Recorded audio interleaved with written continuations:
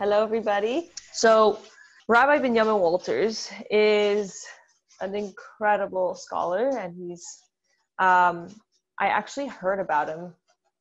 Funny, because I actually heard about him, I think from one of my dates when I was dating my husband, because my husband knew him from yeshiva, and he was one of the first. It was one of the first times that I had heard about the Mittler Rebbe's Chassidus in such a way. And it was very eye-opening for me because I feel like we have a lot of focus on Tanya from the Alter Rebbe, and we also have a lot of focus on knowing each of the Rebbeim, but we don't necessarily learn I for myself, I felt like I never really learned the Mittler Rebbe's Chassidus. So it was really, really powerful to be able to hear that somebody, by the time he was a bacher in yeshiva, he had already learned Shaar HaYichud of the Mittler Rebbe 9 times. 9 times. Let's just take a moment and process that. Like what piece of Chassidus, what mimer, what sicha, what book have you actually learned 9 times? So that in of itself, he was a bacher and he already had learned it 9 times. Not only that, but at that time, if I understand correctly, it was not translated into English. So that in of itself is a huge feat.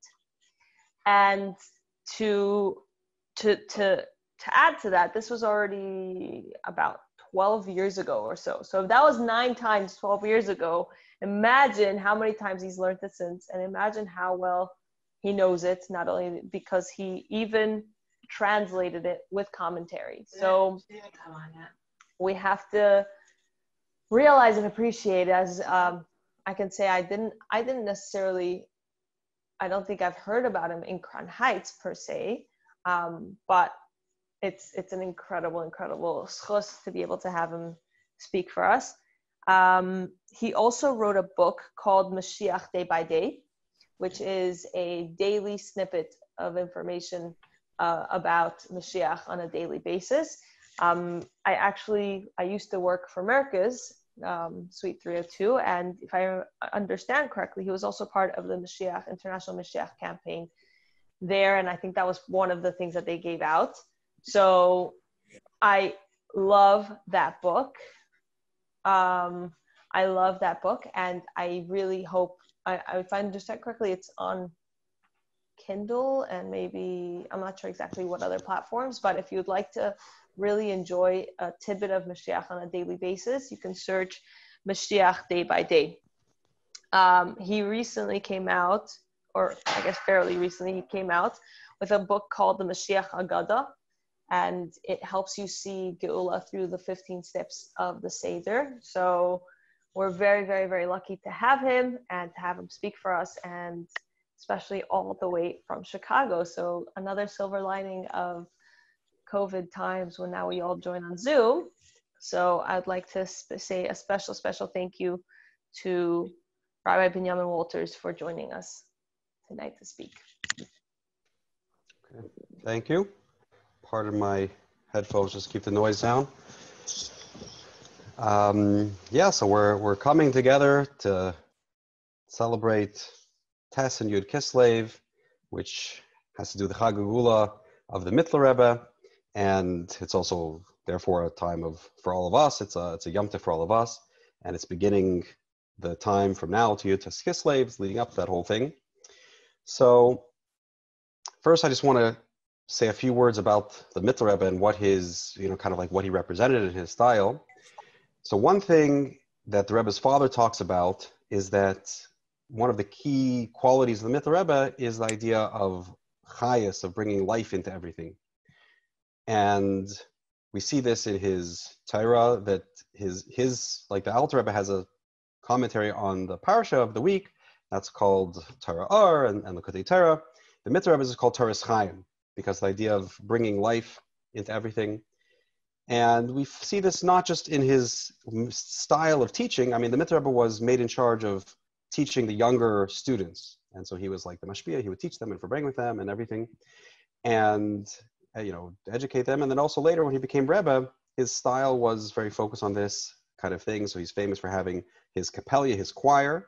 And it seems that, he wanted to the Chassidim shouldn't feel like second-class citizens. They should enjoy themselves. They should have beautiful music. He had people, a whole orchestra that play music, and people would sing, and they, composed a lot of the songs we have for the Yom Noraim and for like the Chabad's Nusach for Birchas Kainim was composed by the Mitzvah Rebbe's choir.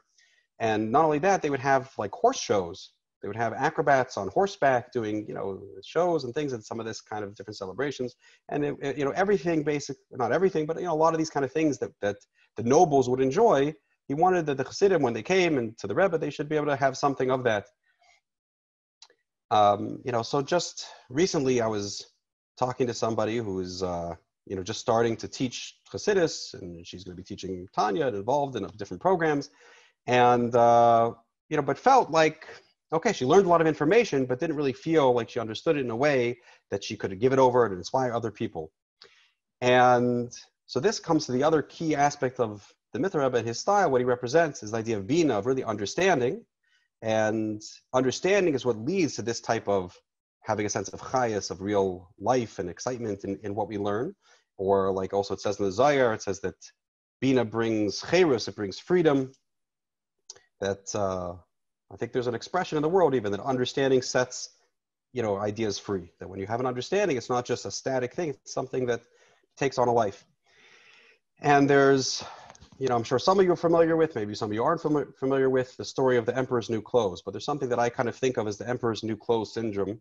And for those that don't know, the basic idea of the story, it's a parable they tell kids, a fable, that there was somebody that these tailors rode into town. They told the king, we're going to make this the most amazing, beautiful suit, new clothes for the king, but only people that are wise and sophisticated could see it.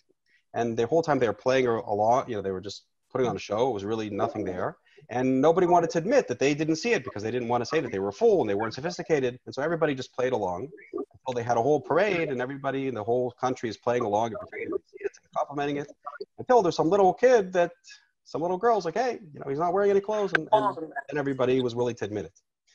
And so we have a similar kind of thing like that within Torah itself, that because we know that it's true, and we know, especially Chassidim with like the Rebbe and stuff like that, we know that it's true and it's wise and it's this and that.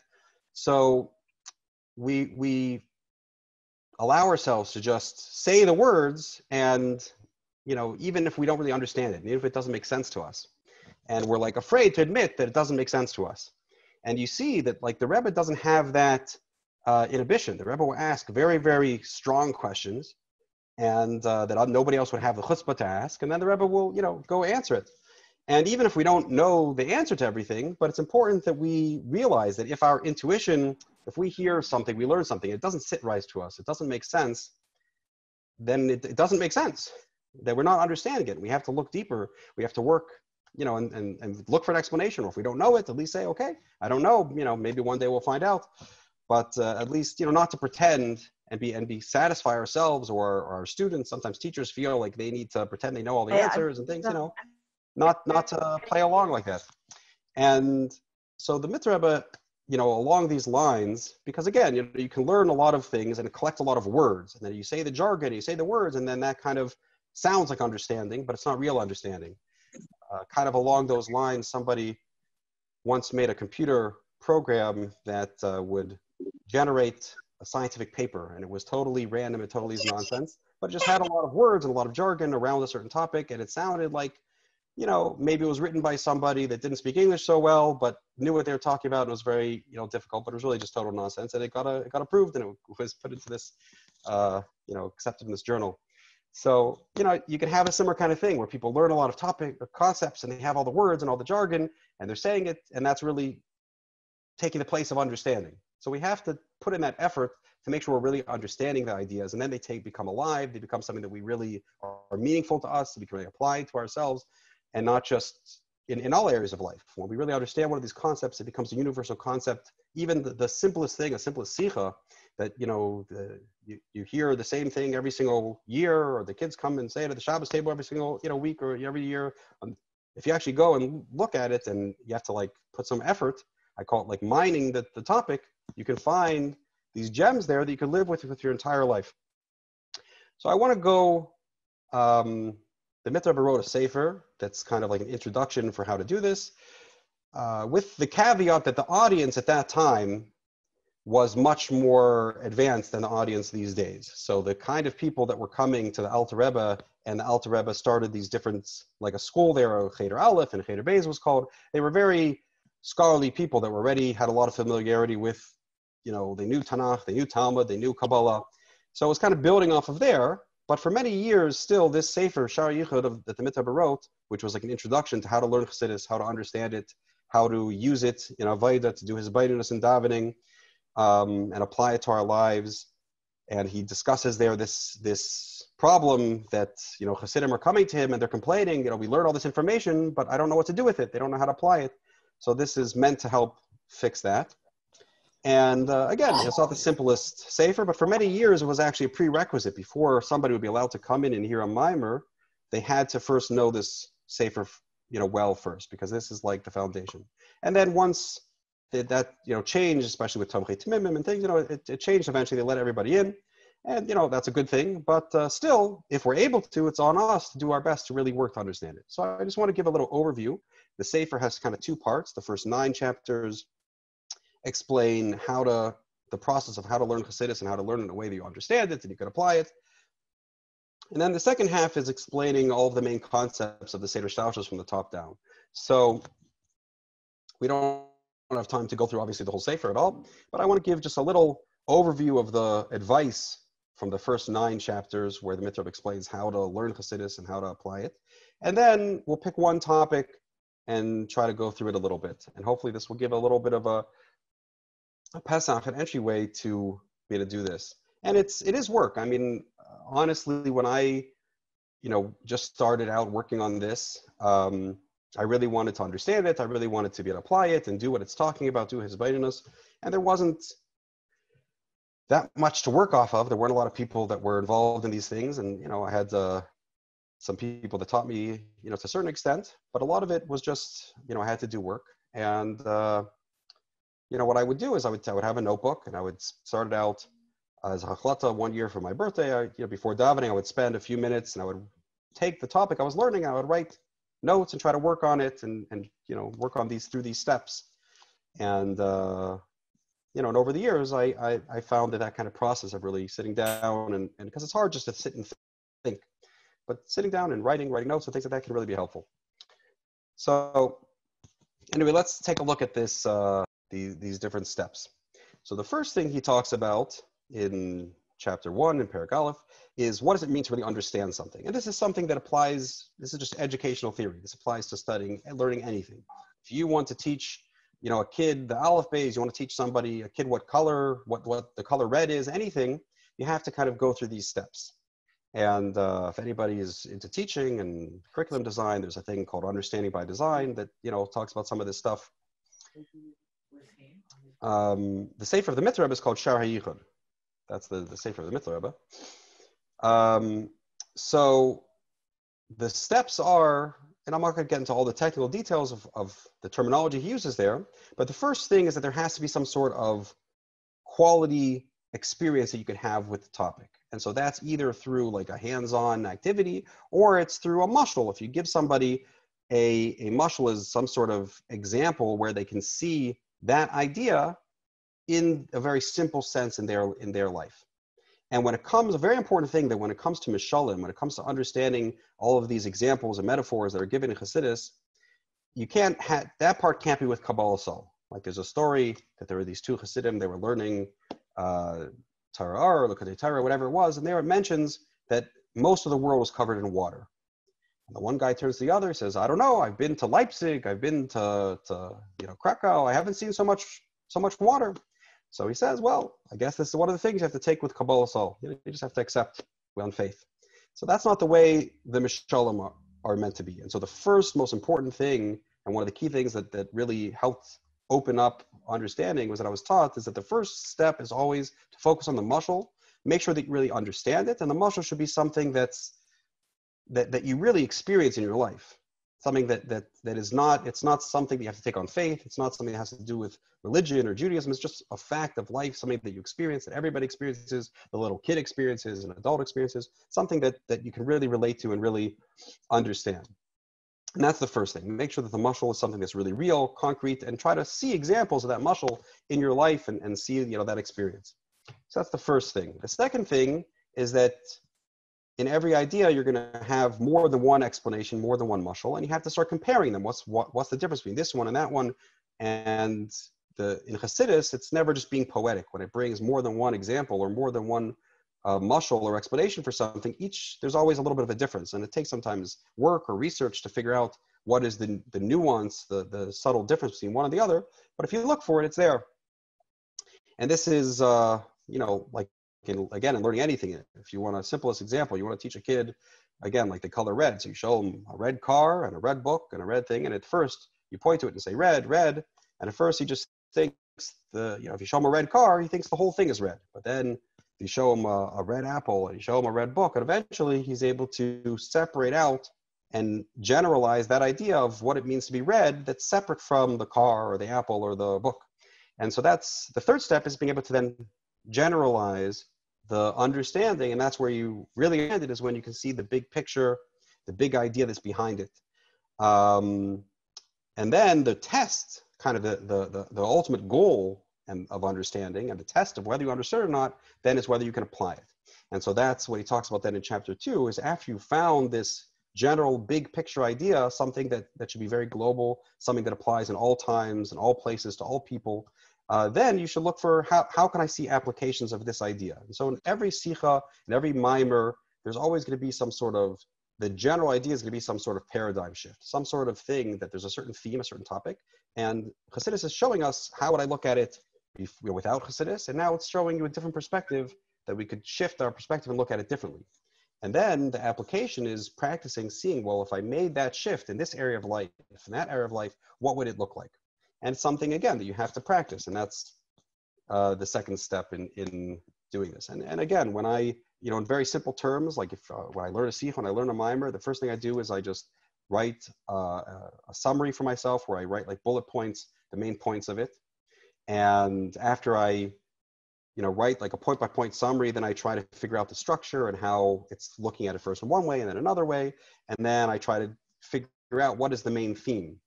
And, because usually it's contrasting. Every sikh and mimer is going to contrast this perspective and that perspective and things like that. And then but there's always that general point, that main theme that unites the whole discussion.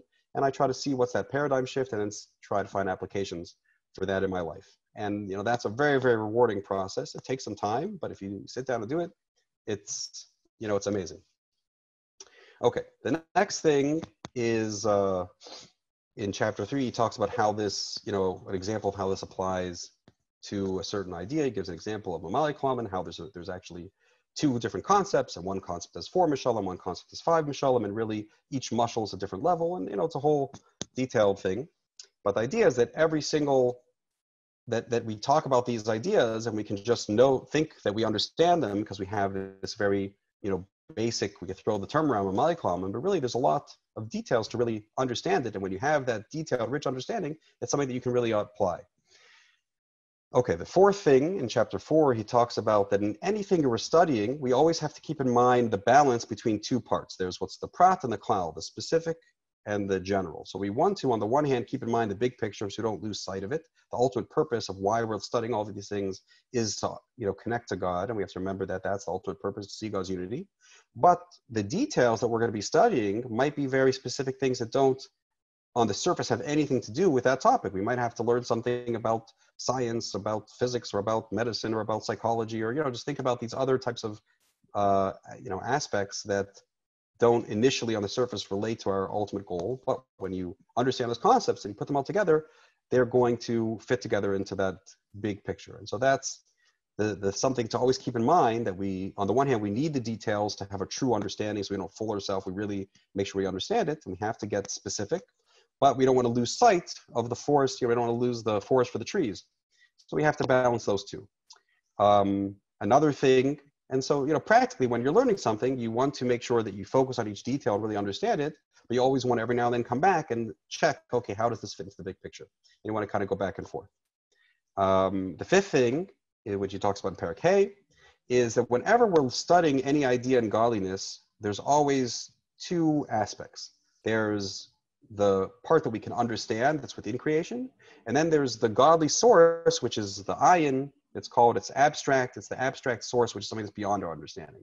And again, like a simple example of this that the Alter Rebbe gives in a mimer is that with anything in life, let's say the fact that we're alive, we experience our soul. We feel that we have life. We feel that we have a soul. And that's something that we experience very, intimately, the fact that we can see, we can hear, we have consciousness, we have all these different sensations. And that's something that's a yesh. It's something that's very tangible that we can relate to and we can really know. But what our soul is, what life is, what consciousness is something that we don't know and nobody knows. Nobody really understands, what the essence of consciousness is, what really life is. It's something that's really beyond us. And it's, even though we experience it, we feel it, but it's something that is beyond the human mind, human intellect's ability to describe and define. So even though we can kind of connect to it, we can, experience it, but we can't really define it and wrap our head around it. And this just has to do with the limits of human intellect. It has to do with just having this humility and of recognizing that there's always the limits of what we can know and understand. And it's very, very important to always remember that we should, on the one hand, try to understand whatever we can understand, and on the other hand, have the humility to always recognize the limits of what we can't. And sometimes people, with all of these things that we need to balance, if we just do the one, if we just focus on what we can understand, that can lead to certain arrogance where people kind of pretend that they understand more than they really do and they don't recognize their limits. On the other hand, if a person is just kind of has a false humility where they say, we can't understand these things, it's beyond us, then they're not even going to try to understand what they can. And that's not appropriate either. We should do our best to understand God and his unity in the Torah and all these things, and not say, oh, it's beyond us, we can't do it. And that have a kind of a false humility. So we have to balance those two. Then in chapter 6, in Perek Vav, he talks about we have to balance all emotionally two feelings when it comes to in order to have the correct motivation to be successful. And this is something that applies in general to Avodas Hashem. This is really just the balance of Ava and Yira. Ava is the idea of doing something with a sense of personal, intrinsic motivation and enjoyment. But here he talks about as having a sense of joy, and on the other hand, having a sense of distance. And so basically, this ties into what we just talked about with the Yesh and the Ayin, that we have to have a real joy and enjoyment in our accomplishments. So when we learn something, we understand it, we should enjoy that and appreciate it and feel good about those accomplishments and be able to, have that sense of tangible satisfaction and tangible accomplishment. But on the other hand, we should always also have a certain humility and a certain sorrow and a feeling of distance and feeling inadequate, that recognizing that no matter how much I understand, I'm not really able to fully understand God. No matter how much I do, I'm never going to be able to really do justice to serve God in a way that does justice to his glory and things like that. And it's very healthy to have that balance of those two things, that we should be, happy and feel joy and satisfaction from our accomplishments. But on the other hand, we should never be satisfied. We should always feel that it's, inadequate. There's always more to do. We can always grow. We can always get closer. And again, if a person just has one without the other, that's not healthy. If a person just focuses on the accomplishments and they're going to, eventually stop growing because they're just going to feel like, okay, I made it, I did it, and that's a lot of times happens. Person has a checklist and they accomplish their checklist and they feel like, okay, I'm done. On the other hand, if a person just focuses on their inadequacy, then they'll say, what's the point? I can't do anything. And this is actually the point of the very first discussion in Tanya, this idea of that, how do you keep motivated? If you think you're a tzaddik, you're not going to do anything. If you think you're a Russia, you're not going to do anything. And so you have to have this, one of the ideas of the Tanya, the idea of like being a Beinoni means somebody that's like on his way. It's a middle. He's on the journey. And so we always have to look at ourselves as being not a tzaddik and a Russia are terms that imply that either we've succeeded or we've failed, and that's like a dead end. It's just it's something that's an end. But the idea of being a Beinoni is the idea of having a feeling that I'm in the middle of a process and I'm learning and growing and I'm on the way. So that's the proper approach in general with serving Hashem and with doing Hisbonenus and learning Chassidus, that we always have to feel that we're on the way and there's always more to do and always more to grow and have that healthy balance of those two. And this is something that talks about, for example, in the idea of in Ba'atid Tzav, about feeling kasas lamar, always feeling crushed that Mashiach isn't here and godliness isn't revealed. So always have to have that healthy sense of, and you see that very much by the Rebbe. The Rebbe was always happy but never satisfied, and having that balance. Okay, then once we start putting this all together, he talks about the idea of making what's called a yichud, where we start to see how all the details of the Seder Shtalshus all fit together into one big picture. And the ultimate goal is we want to see how it's transparent, how God is here in front of us, that when we look around in the world, we don't want to feel that we need to escape reality, escape the world to connect to God. We want to say, no, God is right here before us, and we should appreciate the beauty and everything in the world around us. And that's the idea of making this yichud. And that comes in two flavors. One flavor is Sovev Klamen, which is appreciating that there's a certain essential godly unity that unites us all and harmonizes everything and transcends our differences. And so that's, when a person looks at that, we see the unity and the harmony in all of creation. And that's one aspect of God's unity. And then there's another aspect, which is appreciating how even in the details, that God is not just something, this transcendent reality that really it's just everything is him and the details don't matter. But he chose to create this world and express himself in these forms. And so we should appreciate the godliness in the things around us, in the details of what we see. And that's the idea of the Yichud Mamali Klamen. And actually it talks about elsewhere that there's this idea that Chassidus, the Friedrich talks about how Chassidus really has these two expressions that encapsulate the idea of Chassidus. And one is that God is everything and that everything is God. And he explains, the Rebbe explains that in a letter, the difference between these two is basically this idea that even though they're both true and they're both the idea of God's unity, but one is focusing how everything is really him. That's this kind of Sovev Klamen unity. We're seeing that we're kind of, tracing everything up to its source, and then the details disappear and we're kind of ignoring the details and saying we're really, in its essence, at its core, it's just God. It's just God choosing to do whatever he wants and the details don't matter. And it's, there's something about seeing that, but then we want to also bring that back down, and that's the idea of more like Yichud Deilah, or making an upper unity. And then we want to bring that back down and say, but yes, God could do whatever he wants, and he chose to do this, and appreciate the beauty and be able to be present, feel that we're, that the world doesn't matter, the things around us don't matter. And so that's this idea of that everything is him, and then he is everything. So we can actually find God in everything around us. And that's chapter 7 and 8, talk about those two different Sovev and Mamali types of Yichudim. And then chapter 9, he talks about that, in everything we learn, we have to always recognize and balance that there's the idea of a tzimtzum. And so there's the essence that's before that tzimtzum, before that concealment or contraction, or like the Rebbe calls it elsewhere, like a mask. So we have to be able to see behind the mask, behind the curtain, to realize that there's that unchanging godly essence, and then recognize that there's the reality after that tzimtzum, after that mask, after that curtain, where we have diversity, we have all the differences, and be able to see both of those and recognize the difference between them.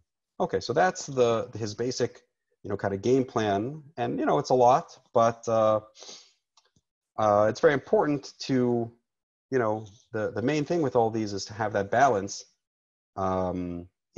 First of all, to sincerely want to understand and be willing to do that work and put in the effort to really think about it and not be satisfied just saying the words or hearing it, but really trying to understand it. How do I see it in myself, and how can I apply it, after I've understood it? And then also balancing all of these things of keeping, again, the big picture with the details, recognizing what we can understand versus what's beyond our understanding, having that sense of joy while having a sense of humility and a sense of inadequacy, that there's always more to do. And then again, recognizing God's unity in both of these flavors, both seeing, how there's this transcendent type of unity, and then seeing God within all the details. So I want to just go through one example from Shaar HaYichud, because there he talks about so many concepts and so many topics. I want to just pick one and see how, we can hopefully understand something about this topic, about this idea, and see how it's something that's very relevant and we can apply to our life. And an important thing, the Rebbe has a sefer called Kunsh and Yonasor's Chassidus, which I love. It's translated in English called On the Essence of Chassidus. You can get it online at Chabad.org for free in Hebrew and English. Wonderful, wonderful book. You should learn it 100 times.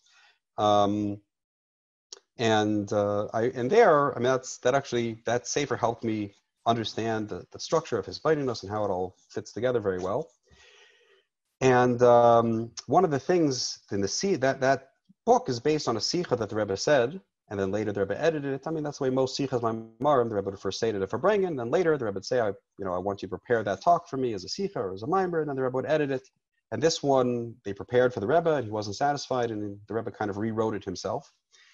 But if you look at that original Farbrengen, I believe it's Tavshin Chaf Hey, it's Tes Kislev Tavshin Chaf Hey. So there the Rebbe talks about the idea that Hafatz Samayanis needs to be without, the Rebbe says, like in the terminology of the land, without a copyright. That a person, it shouldn't be that a person feels like, competitive or that they have, any sort of exclusivity to it. And so again, the greatest, I think there's such treasures that are, hidden within every, even at the surface, but definitely when you dig deeper, there's such treasures hidden in every word of Chassidus, everything. And my greatest hope is just that more people should be involved in mining it and going through this kind of process. And, I feel like these topics, these ideas, like, we're going to give one example, but really every topic, every concept, and every sikh and every mimer, I feel like you could create a whole, Wikipedia style type of thing where people could post different examples where they, different examples of them show mushal in different applications and how you see this idea applied in this area of life, and you could just, people as a community could come together and just work on it and develop it. There's so much potential. Each person has what to contribute, and it should definitely be something that's in the grassroots and everybody's involved in it. It shouldn't just be somebody that's exclusive. You have to come to hear a shir or something to learn it and benefit from it. So let's give a little example and go through it together, and hopefully you all continue to work on it and think about it and extend it and maybe do a similar process for other things. So this idea, it's something that came up recently. Somebody was asking about it, so I just decided to pick it, is the idea of, it talks about in Shaar HaYichud in chapters 16, 17, about the idea of igulim v'yesher, which, again, in Kabbalistic terminology, this is the idea, very esoteric, like people always like to say, it's a high level, this is a high level, and that's even higher level, that's even higher level, everything's a high level. So, but again, if you don't understand it, it's just words. But the basic idea first of the words, at least, is that it describes that when the process of creation of the world, the spheros go through two different modes. There's two different ways that they happen. First, they happen in a way that's called igulim, which means circles. And the way that the analogy they give is that it's like concentric circles. So first there's a big circle or big sphere for Keser, and then there's a little finite line that goes down, a little line drops down, and then it blows up, like if you think of like a bubble inside of a bubble, then it makes another sphere for Chachma, and then it actually describes it in Eitz Chaim as like skins of an onion, right? So you cut an onion and you have these concentric rings. That's the idea. So you have an outside's Keser, and then Chachma, and then Bina, and then Gvura, Netzach, Chassidus, Chesed, Gvura, Tiferes, Netzach, Chassidus, Malchus, it goes all the way down. So that's the first mode, and that's the mode that's called Igulim, the circular spheros. Then there's the other mode, which is, if you ever see the diagram of the spheros where they look like the shape of a man, a person, where you have, the three lines, and the Keser is on top, and on the right side is Chachma, the left side is Bina, and then Das in the middle, and then Chesed's on the right, Gvura is on the left, and Tiferes is in the middle, and again, for Netzach Chayid side, and then Malchus on the bottom. That's called the structure of Ayesha, where it's in the form of a man, and they form into these lines. And so that's the basic idea. And there's a lot of details to talk about that. But the main point that he talks about there is that there's this idea that it talks about in Kabbalah about it, which he wants to explain, is that it says that in the realm of Igulim, in the realm of those concentric circles, the higher sphera is Keser, and inside of it is Chachma, and then the bottom one is Malchus. And so the best one, the greatest one, which is Keser, is on the outside, and Malchus is the lowest one is on the inside, is the innermost. But when it comes to Yesher, it's the opposite, that Malchus is on the outside, and then inside of it is Yesod, and inside of that is Netzach and Haid, and finally, the Keser ends up being like the innermost nugget that's not hidden away on the inside. And the simple mushal for that is like the human body, that you see that on the outer layers of a person is their more external limbs, like the skin and the flesh and bones, and the brain and things, those kind of internal organs are hidden away on the inside. That's the basic mushal for it. Okay, but let's try to understand it. So let's go through these 9 steps as best as we can in the time that we have. So the first step is we need to really understand it. So we need a mushal and the mashal has to be something that example or that metaphor has to be something that we can really relate to in our life. And so the example he gives is that when somebody wants to, buy a house or build a house or something like that. And so the important thing to recognize there is that there's really two different realities. There's two aspects of the process. One process is that there's the internal reality of the person. So if a person's coming to like a decorator or a designer, they're going to design their dream home or whatever it is. So there's two things going on. One is the person has to look inside of himself and say, what do I really want? What's really my preference? What's my desire? And that's something that's an internal world. You're looking inside yourself. It's an internal reality. Then and for that, when it comes to that, only the person knows what they want, right? No expert can tell you what you want. But then when it comes to the practicality of how to actually build it, how to actually, design it, how do you make it functional? So then, the experts, the designers, the engineers, the contractors, the builders, they know how to actually, put it together. And there's this external reality. And that external reality you have to deal with costs and, space and all these kind of practical concerns. But those are two totally separate types of reality. And so when we say that a person wants something, we can mean two different things. We can mean that internal desire of the person, which in simple terms is like the person's taste or their style. What are the things that they want? But those desires really don't have anything to do with the world per se. It's just the nature of the person is that, they like certain types of things. That nature can get plugged into, if you take a person's taste or a person's style, you can plug that into every aspect of their life. It's going to come out equally in the general layout of the house, and it's going to come out in the bathroom drapes that they're going to choose, and it's going to come out, in everything, because it's just their self-expression coming out.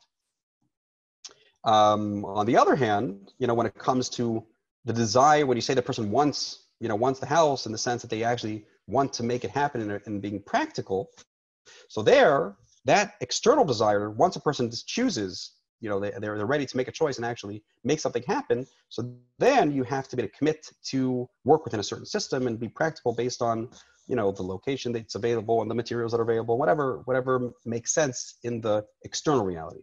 And so there's two very different parts of this wanting something and planning something. One is looking on the inside. There's somebody that became popular recently that talks about this idea of with all of your thing you have, you should make sure it sparks joy, right? I don't remember her name. I'm sure somebody knows her name. I've heard from my wife about it. And this is the idea that, of looking on the inside. And when you look at every object, you have to think, okay, does that connect with me? Do I connect with that? And that's the idea of looking inside myself. And then there's the idea of, being practical and being able to work with the being pragmatic and work with the world around us. And so this is a mashal for these two types of modes, and the way that this, so that's, something that we can understand in ourselves. When we generalize that idea,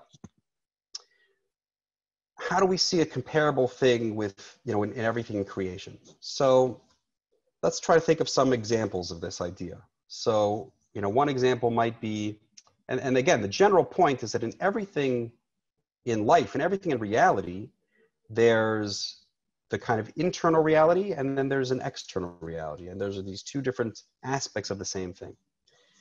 So one example of, and again, I guess let's just mention one other point about it, that when it comes to the internal reality, the most important thing is what what I want, right? It's in other words, the person's looking into themselves, and it's very important that a person should be in that mode, should be in tune with who they are, what they want, and not allow any other considerations to influence that. Not let any external, look inside. What do you really, truly, your heart of hearts, what do you really want? What do you really desire? And not think about anything practical at that point. And then when it comes to actually doing something, you have to be able to switch and be very practical. I heard a story related to this, that there was one of the first shluchim that was sent to South Africa.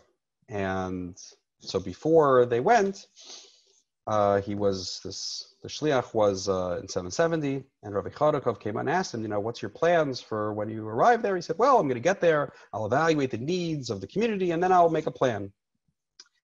And he told him, no. Let me tell you a story. When I was on a boat, the Rabbi Chodakov was saying, when I was on the boat with the Frierdiker Rebbe coming to America, so the Frierdiker Rebbe told me already on the boat that I should take out pen and take out paper, and he dictated his plan, his vision for what he's going to do when he comes to America.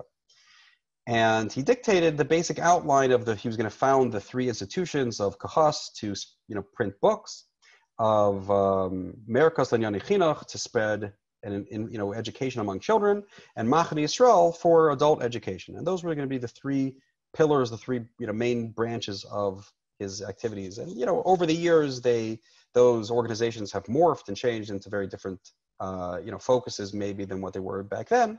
But that was the original vision. And the Frierdiker Rebbe said, you might think that I should wait until I get to America and see and decide based on that to make a plan. But the Frierdiker Rebbe said, I don't want to have an American Judaism. I want to have an authentic, uncompromised Judaism, a Yiddishkeit.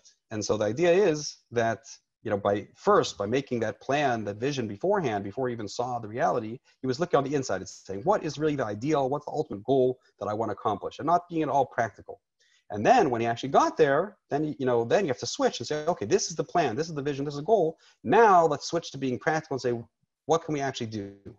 And when you're switching to being practical to figure out what you can actually do, so then the opposite, the most important thing is what is the smallest realistic step that I could actually take? And so the action becomes the biggest thing. What opportunities are actually right here in front of me now? What is something that I could actually do? It's nice to have, it'd be nice if I could do this and do that, but you can't. It's not practical. It's not possible right now to do it. But what step can you actually do right now that is practical, that is possible? So do that, and that will lead to the next step, and that will lead to the next step, and eventually you'll be able to get there. And so again, taking this idea and generalizing it to other areas of life. So let's say one example that comes to mind is, let's say when it comes to the sciences and things like that, a lot of times people talk about how does science fit with Torah and these kind of things. So we have to, a very useful thing is to be able to recognize that there's 2 completely different aspects to understanding reality. One is understanding the external reality, and that has to do with, let's say, developing technology, developing practical things. And so for that, you can do, that's really what science is about. It's about studying it and coming up with methods and techniques to accomplish technologies, and there's certain mathematics behind that and certain whatever behind that. But then there's like the narrative that goes along with those theories and those understandings. And the truth, so, whether you describe something, let's say they describe gravity as being, objects pulling each other, or as being like Einstein described it as being a warping of time-space, or whether you describe things as being, being created or evolution or all these type of things, those are all narratives. Those are like a story that goes along with it, but that has nothing to do with the external world. All that has to do is with the internal world, that God made us, that because of our nature, because of the nature of our soul, the human soul, we like to have, this kind of a narrative, some sort of a story, some sort of understanding or picture that could put everything together. And we need that. We need to have some sort of way, some sort of story to frame everything in. But that's an internal need. And there's no way to prove or disprove that part of reality. And that's why, like if you look in, for example, Rambam, let's say in Moreh Nevuchim and the Guide for the Perplexed, he talks about this idea a little bit, how, when it comes to the certain aspects of, let's say, science or reality, those are things that is indisputable. But what he doesn't focus on so much, that the Rebbe very much focused on in Chassidus, the idea that Torah is emes la'amita, is like this ultimate truth. At least, my understanding of that idea is that has to do with the fact that in the outside world, there is no ultimate measure of whether one explanation is true or another. That ultimate measure of truth has to come from the inside, from looking into the soul and seeing what its nature is. And in that, you can't find this idea of emes la'amita, of like an ultimate truth, that that all explanations aren't equal. And there is a certain, looking at things a certain way is going to turn on the soul and is going to activate people in a healthy, positive way that's going to make them more godly and things. And looking at things in another way is not going to do that.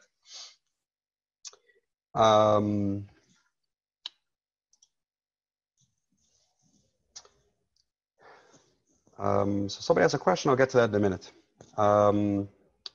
Okay, so other types of applications of this is, for example, we're coming up to the parasha of Vayetze, and very often Tes and Yud Kislev have, fall out and is connected with parasha Vayetze, which, so we have in Toldos and Vayetze the whole discussion about Yaakov and Esav and all these kind of things. And so the Yaakov and Esav represent these two, was famous, they represent Tohu and Tikkun. And this idea of Yigulam and Yosher is the source, is the original root, the basis for this idea of Tohu and Tikkun. And so Esav represents, actually the higher of the two, he represents this idea of the internal, looking to the internal reality. And Yaakov represents the idea of Yosher, of the idea of, looking at the external reality. And so what does that mean in simple terms? In other words, Esav was somebody that was looking inside of himself, and he's saying, this is what I want. And he wasn't willing to compromise and give up what he wants to be told what to do by other people and by systems and things like that. He's, he was going to do what he wants to do. And that's it. And so that's why, in a way, that could be a good thing, because it's like you want to be true to your inner self, but it can devolve into a bad, negative thing of just being rebellious and being destructive and things like that. Yaakov, on the other hand, was somebody that was, being very practical. He was going to, sit and learn and be good and do what he was told. And he listened to his mother and listened to his father and all these kind of things, which, at first it seems very stifling to just, do what you're told and work within a system. And so there seems to be this conflict, and you see this conflict in life in general and within each person. Like somebody once came to the Rebbe and he said, what should I do? I have this thing inside of me that I just can't handle being told what to do. And the Rebbe said, don't we all? We all have that part inside of us. That's the idea of the Yetzer Hara and these things. We all have that part of us. And again, that part of us, in a certain way, comes from a deeper place. And so it's very important to recognize it and appreciate both of these things. So, for example, in my work in education, I used to be involved with a high school program. We did a lot of things with like at-risk teens and in general, teenagers. But especially if somebody's like defiant and not working with the system. So we learned a tool and a method for how to have conversations, and it's a very powerful tool. And the main idea of seeing these different tools through the lens of Chassidus helps me at least see the depth behind them and how and when to apply them in a better way, I feel. So the main essence of this tool is that you need to be able to separate out when a person is struggling, when a child or any person is struggling, with systems and authority and all this kind of stuff. We have to separate out these two separate parts. In other words, there's the internal and the external part of it. And so the first thing is the person's internal reality is basically how they feel, what they're experiencing. And that's basically their emotions. They're feeling frustrated, they're feeling angry, they're feeling, hurt in some way. And so you have to understand that and validate it. And then there's also the thing that they did, let's say, as a reaction to that, which wasn't good. And so, it was a whole process of an interview, first saying, okay, tell me what happened. Don't tell me with the interpretation. What would I have seen if I was there? And so just get those facts straight. That's first getting the external reality straight. What were just the external actions that happened? Then let's talk about and validate how the person felt. Well, it sounds like that when this happened, you felt this way, it made you angry, it made you this and that. And yeah, I understand that. And, find an example of that in yourself. I can relate. When I remember when I was your age or when this happened, I felt like that. I could totally understand that. And it's healthy, it's valid. That's what you should feel in those kind of situations. Then, you switch back and you say, okay, but the way that what you did about it, that's not okay, right? The external expression of it, that's not okay. And there's these boundaries. And, and if you do it again, then this is going to be the consequence. And so after you lay down those kind of external things, then you switch back again to the internal thing and say, okay, now that you've finished your role as kind of like, laying down the law and being a policeman, you switch back to being like a coach and say, what can I do? Let's figure out what I could do to help you, to make it easier for you next time, to avoid those kind of triggers, to what kind of skills could we use, and so you switch back and forth, and it's a very important skill to learn to disentangle, because a lot of confusion, a lot of difficulties, whether it's just emotionally or psychology, but also in like Avodas Hashem and all these kind of things, come from entangling these two parts and not being able to recognize that there's two separate worlds here. We have to be able to separate them and see each one and deal with each one a little bit separately. But then ultimately, and this was actually like the Hayom Yom we had a few days ago, that the ultimate idea of Chassidus is being able to put the two together, being able to put the soul and the body together, being able to put the physical and the spiritual together. And that ties back into this idea of putting like Tohu and Tikkun together, which the Rebbe says is, the idea of bringing Mashiach is where we can bring the lights of Tohu into the Kalim of Tikkun, that we have to be able to unite these two things. And so, in simple terms, the Rebbe wants that we should have a strong sense of identity and not feel that we ever need to compromise on that. Like that our Jewish soul, our neshama, can never be in a gullus, and we never have any reason to compromise on who we are and what we stand for. And we have to have that strong inner sense. But then when it comes to actually accomplishing things, we have to be able to be, practical and take a step at a time, and, sometimes work and make compromises and things like that. But the compromises are only in these external things, not in the fundamentals. Like, for example, when the Rebbe was interviewed once and asked about how, his opinion of Reform Judaism, for example, stuff like that. So he said, in life, we all need to make compromises. It's a healthy thing. It's an important thing. But we shouldn't make the compromises holy. So it's okay to say, I'm not able to do everything. So do one little thing. Do what you can.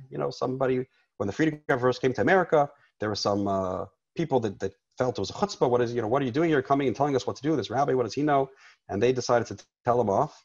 And he came and he greeted them with a lot of respect. And he said, the Freedom Cab told them, listen, they said, what do you want? What do you want from us? So he said, there are 613 mitzvahs. I can't do all of them. A lot of them you can only do the base of Mikdash. Most of them we can't do even. But I do what I can. So that's what I ask from you also. I know you can't do everything, but, do what you can do. Do what you can to grow. And being able to see things in that way really comes from being able to see that there's this deeper essence that unites those two, that's higher than those two, that who we are is really, there's this deeper essence that's in those inner preferences, but there's also a part of us that's in that ability to choose and commit to external actions and begin to be flexible. And that's the idea, like in godliness, that God can express himself in being Ein Sof, being unlimited, and just being his natural self, which wouldn't give a space for the world.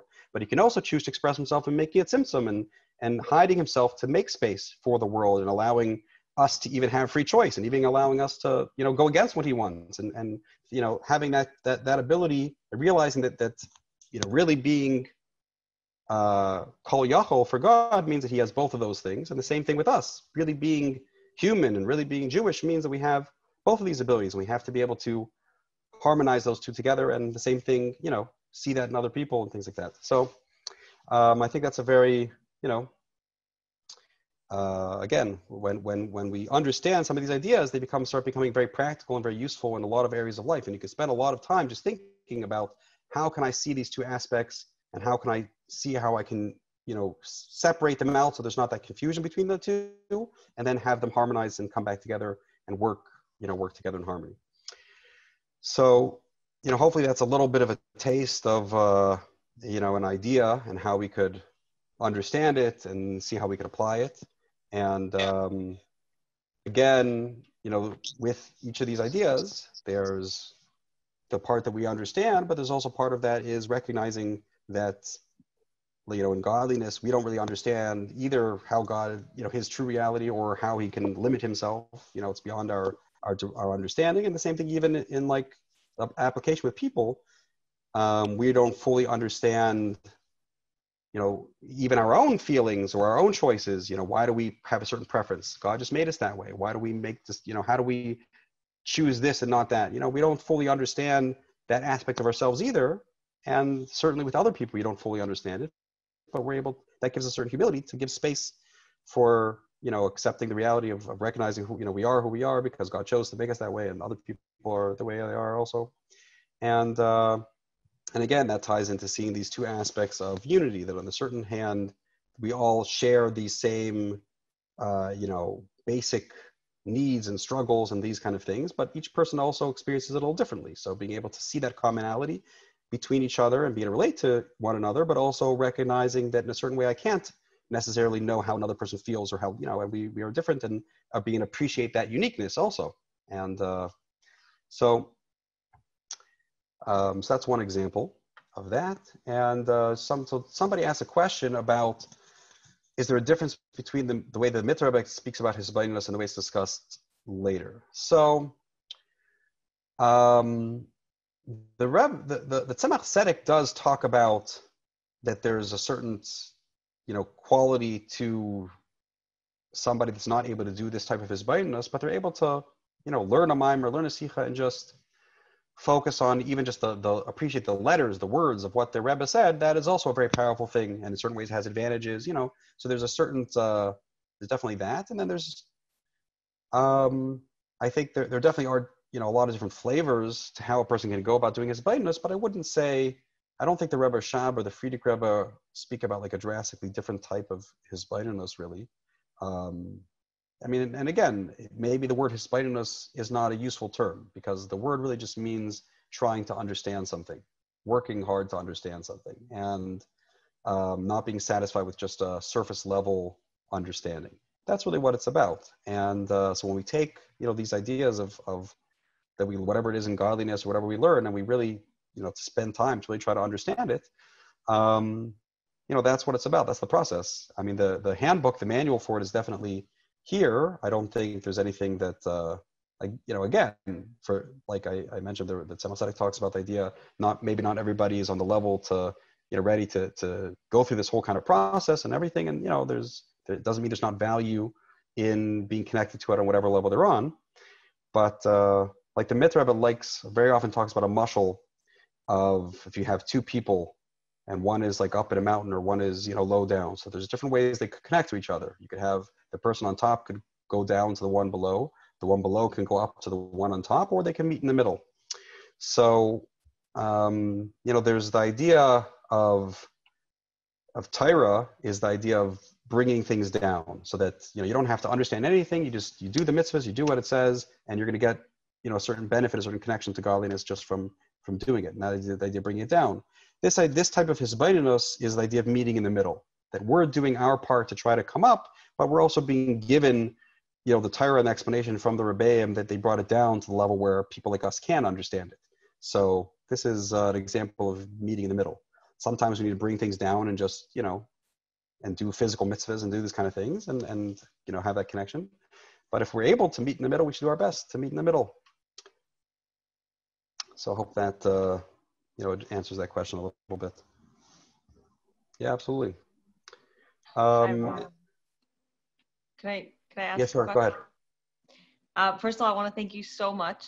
This is incredible. I loved how you just translated Hisbonenus, because many of us think of it as we just spend a lot of time thinking or make the davening longer, so just that translation, that in of itself was gold. There was a question about how can we hear more about Shaar HaYichud in English? How can we learn more about it? Where can we get more of a taste? What do you suggest?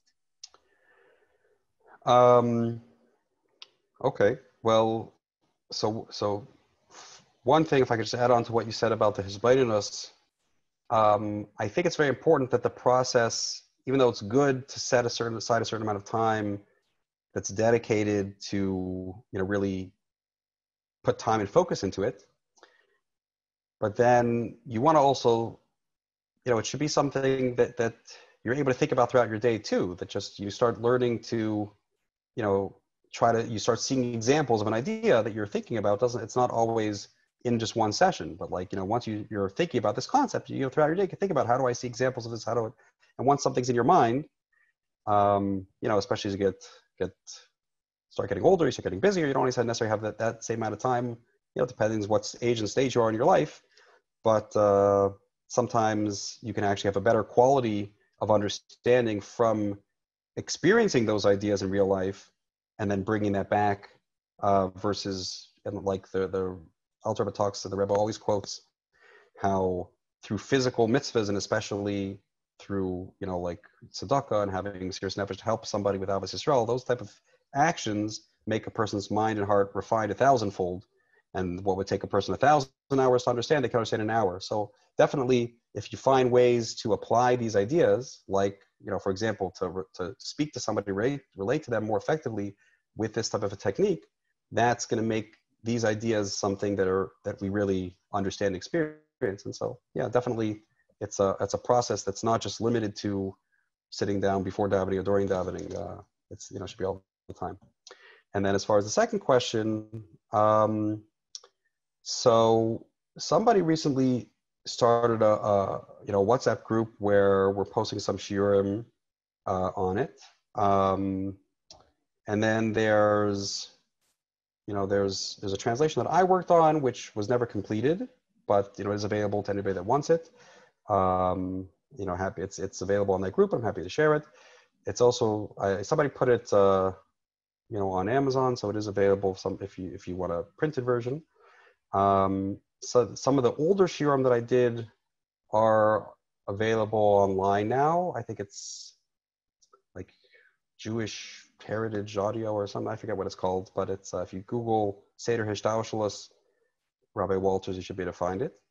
A friend of mine also has a wonderful website called Neirot.org, I believe, where they have some translations and different things. And also there's some other translations that I worked on with him there too. There's one of the Mitzvah Rebbe's book about davening called Kudrash Inyan Tefillah. So I translated that a while back, and they edited it and put it on there. I think it's called Praying for Passion on there. So there's definitely a lot of resources. Recently, somebody on the group posted actually a website one of their daughters was working on, which was very impressive to me, that they were summarizing the chapters in Shaar HaYichud beautifully. It was very, very nice stuff. So yeah, there's thank God there's a lot of resources that are out there. Thank you so much. Can I ask you another question? Sure. If I remember correctly, you spoke about the concept of a mashal, and you used the color red, the apple and the truck or the whatever. And you used it, and the way you explained it was in the sense of steps. That the first step is the association, if I remember correctly how you said it. The first step is association and understanding, and then the next step was to be able to generalize. So not just see the color red in what your parents showed you as red, but also see something else that you haven't recognized before and generalize, oh, that is red. And then the third, or you see, this is where I'm getting confused if I miss something, but the next step after that is to be able to see this application in other things. So do you mind recapping those steps to make sure? And yeah, sure. So first is that you have to have the quality of the experience with the idea has to be very concrete and that's what the Mitzvah calls the length of the idea. But in simple and education terms, it's just, it has to be so the only way that you're going to explain to a kid red is you have to get something red and put it in front of them, point to it and say red, and they can experience it. So that's the first step with any of these ideas. Any mashal, it has to be something that you could point to in yourself, in the world around you, in your life, and you shouldn't need any, Muna or Kabbalah soul to see it. You should be able to point to it and see it and experience it. And that's the first thing, is having that quality, really concrete quality of experience with the idea. Until you get that, it's kind of it's a little bit of a waste of time. I mean, to go further, or maybe it's a mistake to go further if a person's impatient.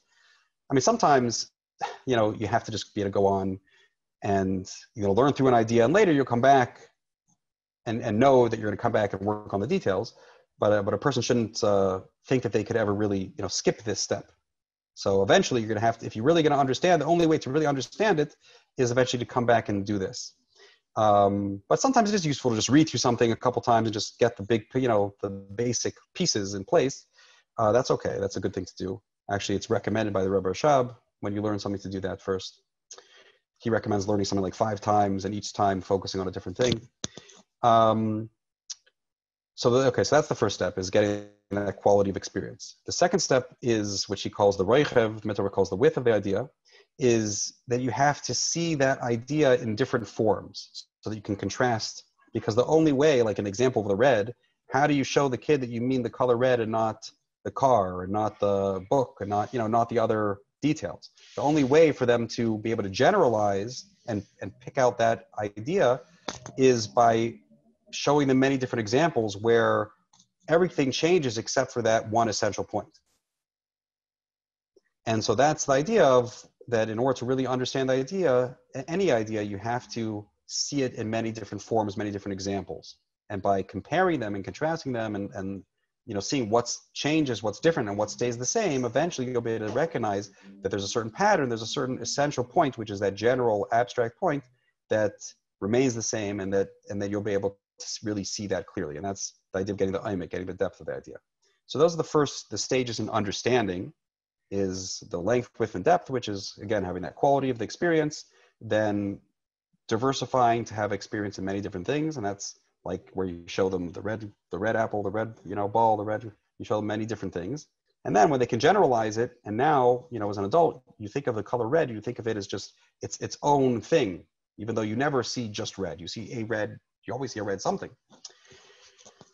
So, and then once you have that understanding, then you also need to have another step to then see how can I apply that new idea, that new big picture that I've gained, that new insight. How could I apply that, to my life or to various areas? And again, that itself, you need to make sure that the application process also has all three of those steps. So in other words, it has to make sure that the applications you see are something that you could really, it would be a really tangible change. Like that, what would I do differently with this perspective? Not just, a theory, but it'll be something that's really practical. And that gives you a quality of an appreciation of and ultimately you're going to have to actually experience the difference in life by actually trying it out and seeing the difference it makes when you do it with this, perspective versus the other perspective. That quality of experience, and then when you experience that in many different forms, not just in one aspect of life, but you start seeing it in many areas of life, that's where a person really gets a depth of that applied type of understanding, which gives them the ability to really give advice and really, have that superior type of quality, be able to really explain the idea to other people and really, give them advice and use the information. So it's also a process you need to practice and work on, just like you need to work on getting that abstract idea. You have to also work to bring it back down. And again, this ties into the big theme, like we were talking about with the Gul Ayesha, that there's, the first process is trying to find that inner reality, is trying to go up to that, kind of abstract essence behind things. And then the second step is trying to bring that back down into the outer external reality and be able to put the two together eventually. So it really all ties back into that same kind of theme. Yeah. Again, they're both Avaida, and the important thing is to do both and to appreciate the importance of both. Wow. Thank you so much. I also, not just thank you for this incredible talk, and thank you to everybody who's joining, but I also personally want to thank you because a big impact of a big flavor, basically the why living Chassidus exists, actually has to do with you. You made a very, very big impact on my husband when he was in yeshiva with you. And we realized that we have to help others as well to see Chassidus in this way, to be able to apply, to be able to really live with it. And that's why we're called living Chassidus. It shouldn't be a sefer that gets closed. It should be lived. So I want to thank you so much. And if you don't mind, we have a bit of a tradition at Living Chassidus where we take a Zoom selfie with our speakers. So do you mind if we take a picture with you? Sure. Okay. Yeah. So for anyone who's listening, you can, if you feel comfortable, you can turn on your camera. You don't have to, but if you feel comfortable, you can. And Bracha is going to tell us when to smile. I mean, we should always smile, be b'simcha. But so he's going to tell us when to smile, and then we'll continue. Yeah. If you want to be on, everybody smile. 1, 2, 3. Okay, got it. Wonderful. Thank you so much, Rabbi Walters. We Absolutely. really appreciate it. Yeah, you're very welcome, and it's very inspiring to see, the more people that are into really living, understanding Chassidus and living it. It's a very beautiful, inspiring thing. So very glad to see. Thank you. Baruch Hashem. Thank you so much. Yeah, absolutely. You're welcome. Good Yom Tov. Good Yom Tov.